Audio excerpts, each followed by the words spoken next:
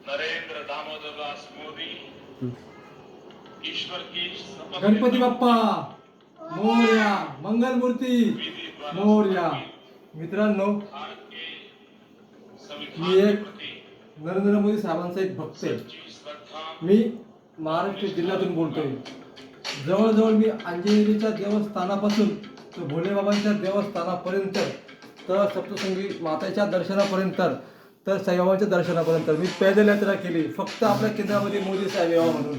ठीक आहे, माझा अंदाज थोडा चुकला, 400 फीटाने आले, पण आपल्या केंद्रामध्ये मोदी साहेब आले.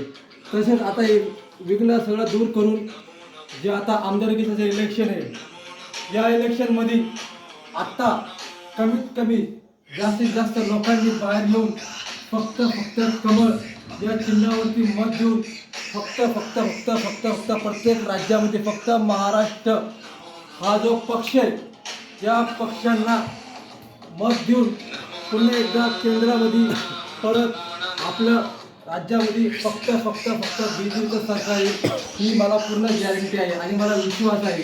लोकांच्या शब्दावरती बळी न पडता फक्त मोदी यांना आपल्याला बळकट करण्यासाठी आणि प्रत्येक राज्यामध्ये फक्त मोदींना आणण्यासाठी फक्त जास्तीत जास्त लोकांनी बाहेर पडून फक्त कमळ या चिन्हावर मत करून पुन्हा एकदा प्रत्येक राज्यामध्ये फक्त बीजेपीचं सरकार आणि बीजेपीचाच मुख्यमंत्री होईल ही माझी गॅरंटी आहे. मित्रांनो, मला एक सांगायचं आहे, मी एक कार्यकर्ता तर आहेच, पण जे 10 वर्षात मोदी साहेबांनी जे कामं केले ना हे प्रत्येक राज्यामध्ये एक नंबर काम केलं असेल तर फक्त बीजेपी सरकारने केलेलं आहे आणि ते दिसतं पण आहे.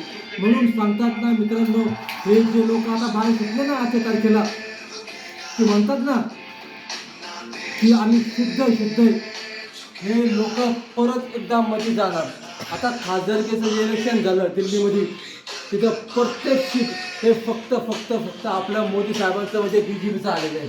आणि आता आमच्या महाराष्ट्रामध्ये पण एकनाथ शिंदे साहेब, देवेंद्र फडणवीस साहेब, अजितदादा हे जास्तीत जास्त खूप छान कामं करतील आणि लाडकी बहीण योजना ही कधी बंद होणार नाही, ही चालूच राहणार. अशा बऱ्याचशा योजना प्रत्येक राज्यामध्ये कोणती ना कोणती योजना ही मोदी साहेब लॉन्च करतील आणि चालू करतील. फिर एक बार मोदी सरकार, कमल का बटन दबाइए और भाजपा को लाइए. आणि मित्रांनो, हा माझा विश्वास आहे. जसं मी बोललो ना 4 जिल्हा मोदी साहेब केंद्रामध्ये येतील, माझा विश्वास आहे आजच्या कंडिशनमध्ये प्रत्येक राज्यामध्ये फक्त बीजेपीचं सरकार येणार.